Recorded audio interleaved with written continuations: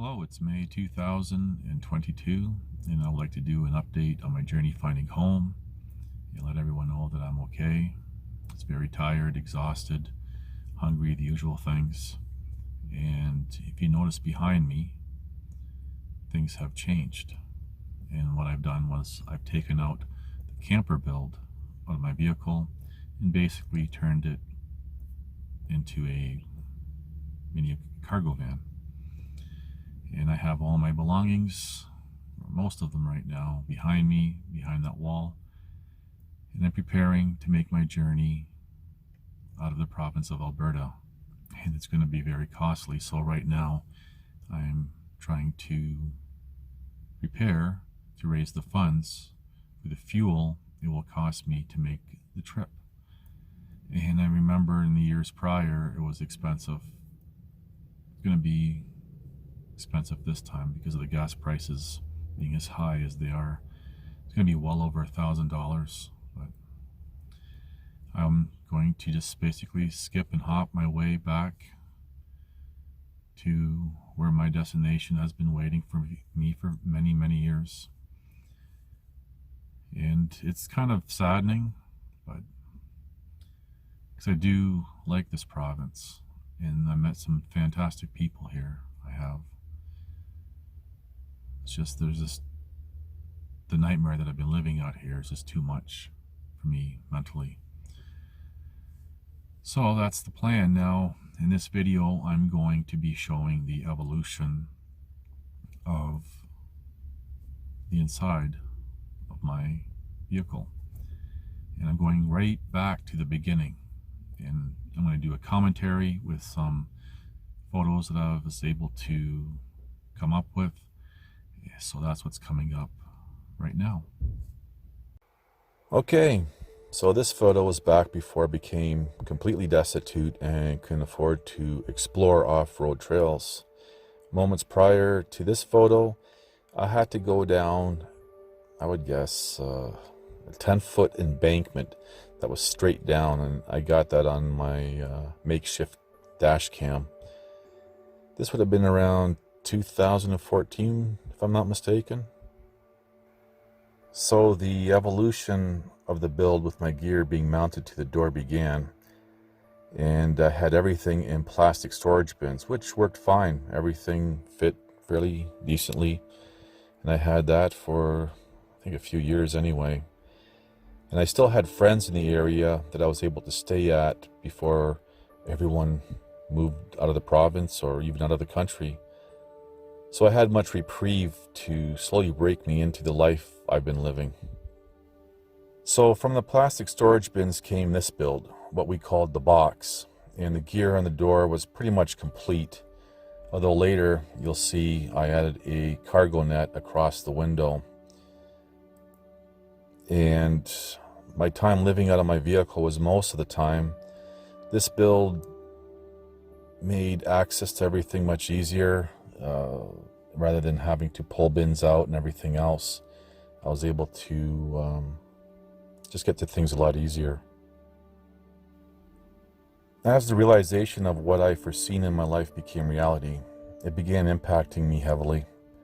Someone got me the hot water and demand unit that you could see behind me so I can keep clean when I'm out in the wilderness, and this was a big game changer for my morale. Prior, I had to use cold water from the river or just plain cold water, and that was a terrible way to keep clean. I had a smaller plastic storage bin for food, usually what people gave me because I couldn't buy food and supplies that I needed. A way to keep food cold was important, so this was the solution, an ice cooler. After putting 3 blocks of ice in, though, there wasn't much room for food. I had to make sure I ate whatever was in there before the ice melted, which was maybe about 7 days if I was lucky. Then I'd rely on canned foods, which wasn't good for me. So my buddy modified the box with a metal grate that divided the front and back. And this way I could stack things up on top of the box and not have them come forward as I was driving. And I went to a wrecking yard and grabbed a whole bunch of cargo nets that really helped with the organization. I think for those cargo nets, which are quality, I think one of them even came out of a Mercedes, one came out of Cadillac, and I forget where the other smaller ones came from. I think I paid $15 for them all, and to buy them new was insanely expensive. So hopefully this helps you. You need cargo nets, where to go. This is what it looked like behind the front seats, known as the platform. So we had the box in the back, and that was the platform. And the ice cooler sat on it behind the passenger seat. It would open up so I could, when I'm standing beside on the passenger side, I could reach in. And the cargo net towards the headliner, the ceiling, was a great addition. And that's where I kept all my clothes that I would wear out in the bush, all my clean clothes and everything, and stuff, other things up there. And that thing was amazing. So someone donated a tent for me to use. It was an old tent, like from 1960, and kind of the color tells that story.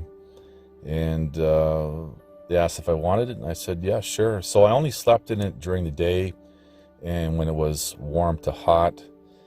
And I used tarps to make a shower area. It was crude, but it worked. And eventually a shower tent was donated to me by my buddy, saving time setting up my camps that I called home. The tent was old and cheap, and the sleeping tent didn't last long, but the shower tent did last a few years and survived many, many storms, until one night I watched it literally fly away. It was super high winds, bad storm, and I turned on my roof lights to make sure it was okay. And just as I did, I watched it go up about, 60, 70 feet up in the air. And it was dark, it was cold, it was windy, and I just thought, yeah, I'm not going to try to chase it down at night. So the next day I had to go find it, and there was a guy, a logging guy there. And I remember asking him if he had seen a blue shower tent anywhere in the bush. And I'll never forget, he said, no, I haven't seen a shower tent, but there's a blue tarp, baby blue tarp, just in the swampy area. And it was all iced, luckily, so I was able to go get it. But as soon as he said he's seen that blue tarp, I'm like, oh, okay. So there wasn't much left of it that was usable. And so that's the story with the shower tent. And I have some other kind of funny stories too with regards to that. Maybe I'll share sometime in the future or in the comments or something. Oh, and the white bucket I used to wash my clothes in when I was close to rivers. I would just go down to the river, fill it up with water, wash my clothes, go back down to the river, get fresh water to rinse it, and that's how I washed my clothes. So just another view of the box build. The rocket stove to the left. That thing's amazing. I love that rocket stove. I once tried to sell it because I needed money to get food, and I was so desperate, but nobody really knows what a rocket stove is. And it takes a lot of practice and skill to be able to use it efficiently. But in the winter time in the valley, it was like high winds, -30. I made 8 homemade hamburgers on that. I had some friends that were with me, and that thing's just amazing to use, but it takes a lot of practice. Oh, these bug screens. That was a massive game changer for me. To have fresh air without the hassle of flies inside. Flies, when you're out in the bush, they just gravitate inside the vehicle, and especially at night when I'm laying down to go to sleep, just be bombarded with hundreds of these things. And yeah, so the bug screens were super cool to have. I still have them, so they're still super cool to have. So yeah, those bug screens. Okay, so this was the first build of the camper conversion. The back wall went right up to the back door, so there was no storage or anything behind that, and thought it was a good idea. And I did add that cargo net to the back door window, which was very useful, but this version didn't last long because I didn't need an extra almost 2 feet below my feet. And there's some other changes that kind of came along that inspired a revision of it. So I'm having to re-record this last part because technology has a mind of its own and didn't record. So anyway, it's kind of frustrating when you get through something in its entirety and realize you have to do part of it again, right? Anyway, moving along. So to the left of me when I'm laying on the bed, which is to the right in the photo, were shelves, which was a good idea. However, I couldn't access it very well with my right hand from the injuries from the May 4th, 2013 event. My right hand and wrist were the worst damaged in the whole event, which is part of why I'm partly disabled from that event, but whatever. So I had a hard time manipulating, items that were on the shelves. I had food, I think on the bottom 2, and then I think on the top shelf I had the clothes that I, wear out in the wilderness, backcountry, whatever you want to call it. And it was just too difficult for me to reach over and use my right hand. I have basic function of my very basic, and if I use my right hand too much, it just starts to hurt and swell up and whatever. Anyway, moving right along. So the ice cooler couldn't fit inside this new build. It was too tall, just too big, and I had to rely on canned foods, which over many weeks, it made me very sick. And canned foods are good for something, quick, but for the long run, it's not that good to try to rely on to sustain yourself. So originally I used a foam mattress or foam padding. I can't recall where I got it from, maybe Home Depot or something. Someone had helped me out with that, but my old broken body couldn't take it because all the pressure points when you're laying down, especially on your side, were basically just on the hard wood, and it wasn't very comfortable, and it caused me a few little issues, but whatever. Someone got me an auxiliary battery and a fridge, and those couch cushions were donated to me.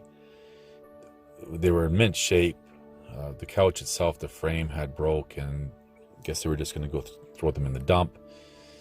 And then they thought, hey, wait a sec. And we talked, and they fit perfectly. There's like a memory foam on top of it. Super comfortable to sleep on. I just couldn't stretch out and move around as you would in a normal bed. But it made a world of a difference. And along that time, somebody got me that cheap Chinese diesel heater. And when it worked, the times that it did work, it worked great. And all these things were huge game changers for me again. So, yeah. So, just me on a cold winter day. I think that was, it was about minus 40 Celsius around that time, living in roughly 18 square feet. And these tiny home people and van lifers have nothing on me when it comes to being cramped for space. And basically when the weather was really bad or cold or whatever, I had a choice. I either sit down in my, what I would call the living room, which was the driver's seat, or lay down. So Not much to do except just either sit and lay and wait till the weather was good enough that you can go outside and do things outside. At the time the fridge, etc. came in, this remodeling of the camper conversion took place, and so my buddy modified it by building a pantry out the back, because where the Chinese diesel heater ended up, and afterwards the Webasto heater was installed, was the old pantry. So we built the pantry out of the back. He did. There's a video on that. And this is a photo of it when it was full. The few times that it was full, it was really comforting to know that there was always food there. And this is what it looks like when it was empty, which is most of the rest of the time. So yeah, it is what it is. After the shower tent went airborne that one night, someone got me this ice fishing hut. It started off, as you can see, as red can be, and I'm looking at it right now out of my driver window, and it is pink. And I would like to restain it more with earth tone type of colors, but whatever. It's been fantastic. Definitely game changer. So as you can see, I use it for cooking during bad weather, especially in the winter time. And that little gasoline Coleman cook stove, it heats it up in there enough that it's comfortable. It's, you know, cold, but it's still comfortable. And I also use it as a shower and a toilet room. So yes, this ice fishing hut tent really, it was another game changer for me. And it goes up fast, comes down fast. Putting it into the bag that it comes with was kind of a pain, but it's stood up to everything. High winds, bad weather, whether it be rain or extreme cold, it stands. And my buddy made these 8-inch spikes for it.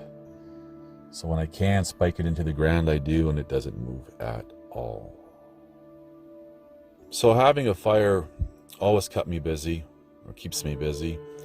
And sometimes it would take me days to do what a healthy, normal, physically fit person can do in maybe a few hours. Because of the injuries that I have and my health and everything else, you know, just even gathering a bundle of firewood or scavenging for firewood would take me, as I said, up to a few days. And, you know, looking for it and, you know, keeping busy by maintaining the fire, keeping the coals going and putting more wood on.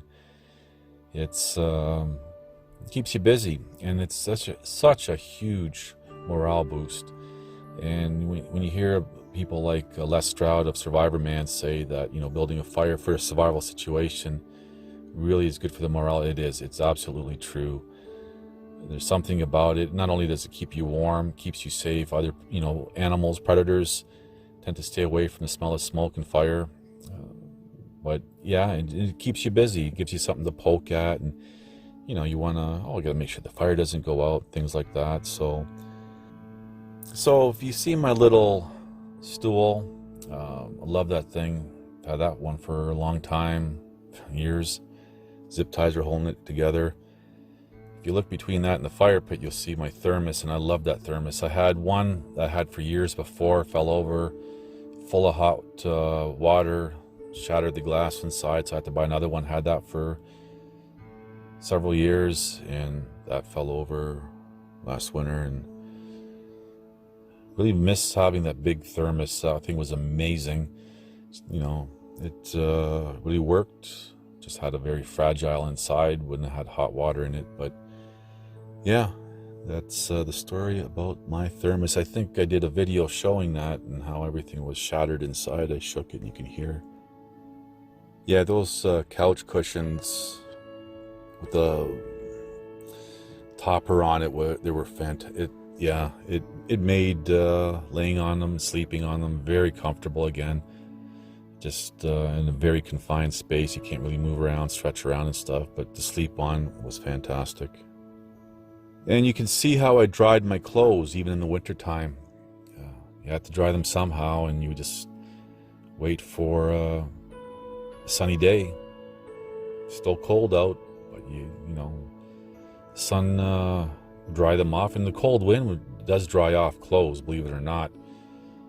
And then you just kind of, you know, you gotta maybe even take a few days to do it, but it's very doable to dry your clothes in the wintertime. But need clean clothes, right? I do have to admit the scenery was spectacular in some spots, and just being in the wilderness and stuff was great. I remember one friend said to me, people pay big money to see what I see every day. And I remember I said to them, I'd be happy to show people these places if they paid me. And we just kind of had a nice chuckle after that. So I call this one the core of me shining through, despite everything that I've been through and how I've been living and hungry and blah, blah, blah. But yeah, it's, you have to find even the little things every day or in life to find happiness when you're going through hard times. You focus on the hard times or badness or anything negative, it will consume you and destroy you. Now, this was an interesting picture that I took. I had stepped outside and noticed the upper half of my vehicle had no snow or ice on it, and the lower half obviously had it. And that was due to the fact of one of the times that the cheap Chinese diesel heater was working. Most of the times it didn't, but anyway. All the heat would rise to where the gear shifter is, and it was toasty warm, perfectly comfortable. You could sleep through even extreme cold. And then when I would put my feet on the driver's seat to slide into the seat, you could feel the cold. And then once your feet got into the wheel well, the footwell, sorry, whatever was cold outside was the same temperature in the footwell. And yeah, so I just thought it was kind of an interesting observation how there was enough heat, residual heat going through the vehicle that it kept the top part thawed out. So this is one of the ways I'm able to, or was able to, get drinking water, fresh, cold spring water. And let me tell you, that water tasted fantastic. Oh, right out of the ground. And it was on this very, very narrow dirt road, big enough for one vehicle. It was off another dirt road, which was off another dirt road, etc. And it was kind of out of the way. And only a few people in that area knew about it, and I happened to find it. So that was just one way. There's other natural springs like that. If you come across them, you know, you definitely mark them on the map so you know where to get fresh, clean drinking water. But yeah, so anyway, that's that.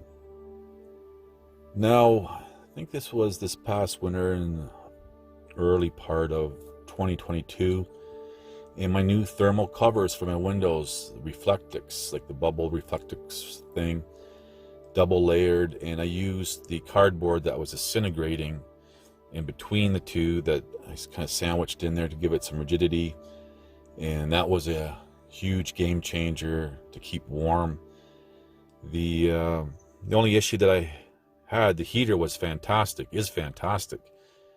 And I was running into battery issues, and I had to have my auxiliary battery replaced.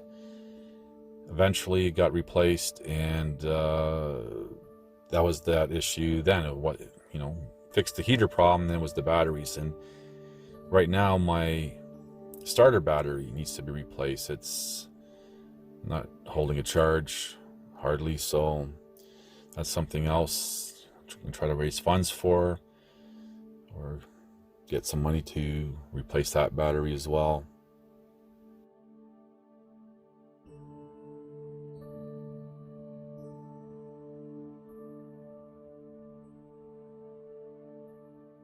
Now we're into the spring of 2022, so this is recent, very recent, and I began taking out the camper conversion. And for me, I remember I really didn't want to. Having the bed and having my home the way it was and being used to it. I had a hard time with it and really hemmed and hawed and had to make that choice in order to be able to fit all my belongings, which is not much, as I prepare for this next part of my journey, finding home. And we had to take out the Webasto heater, which was awesome. It's an awesome heater. Never, you turn it on and it's turning on and turns off.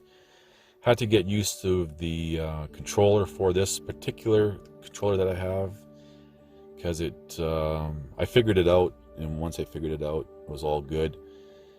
And left all the wiring harness and everything else. It's all tucked underneath the passenger seat.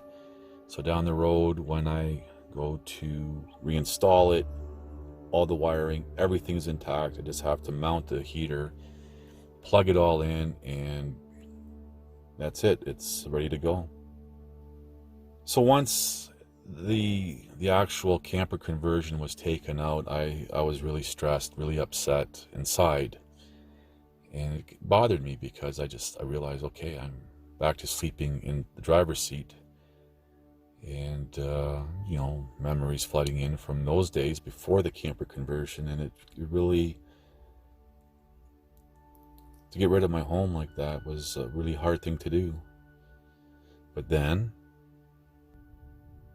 Hello, I'm recording this video right now in real time, but it's going to be part of a future video, hopefully in the near future when I'm all done. And I just want to let everyone know that I've already begun taking out my camper build.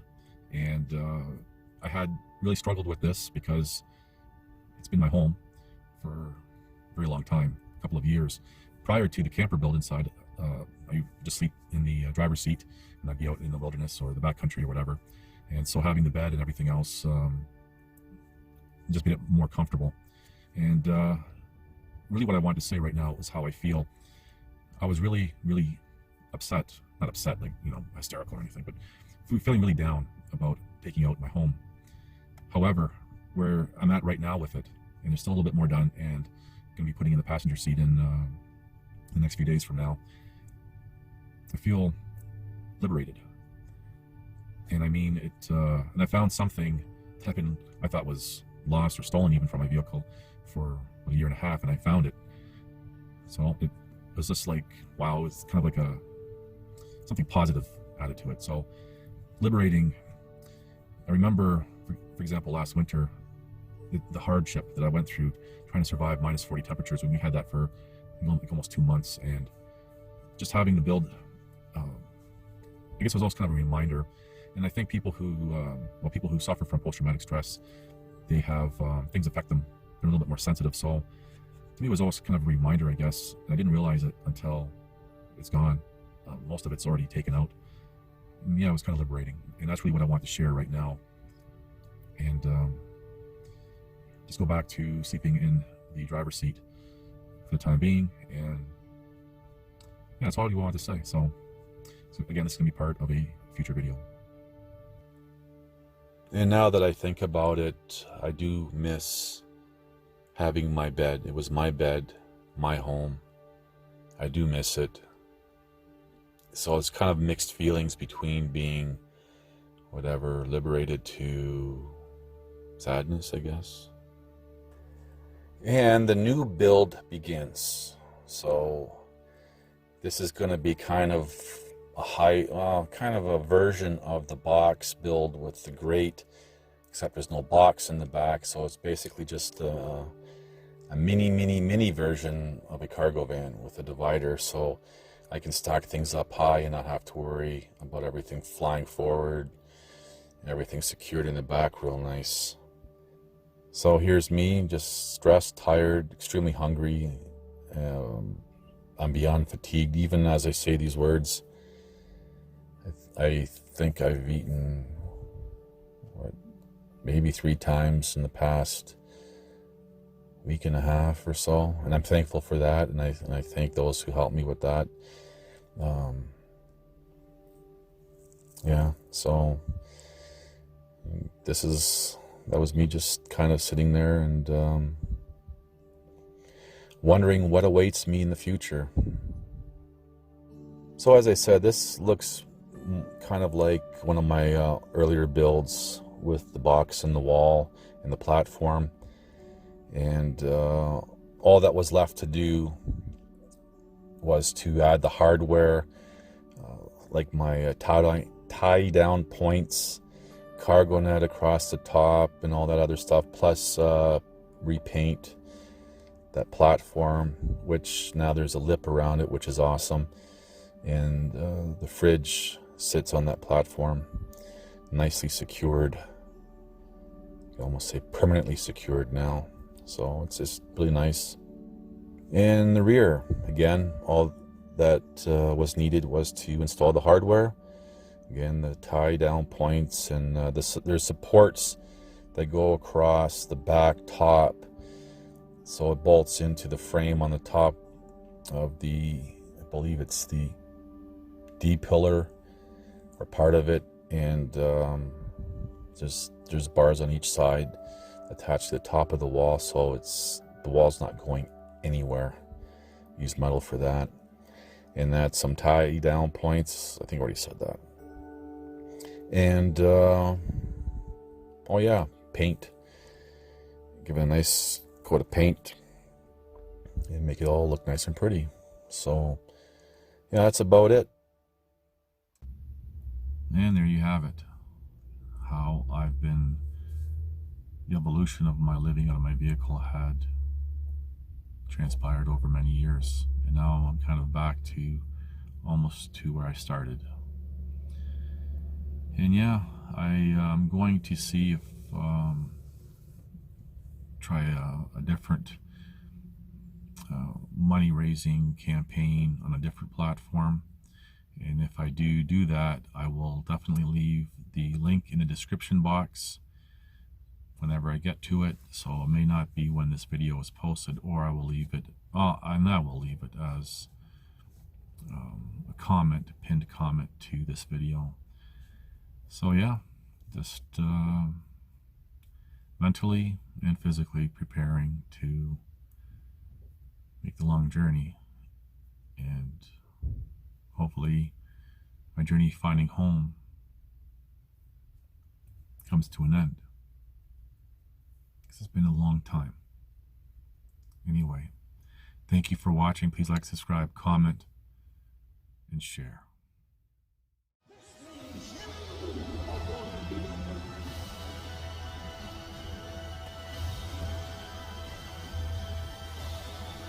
Listen to this and write it down if you can't remember it.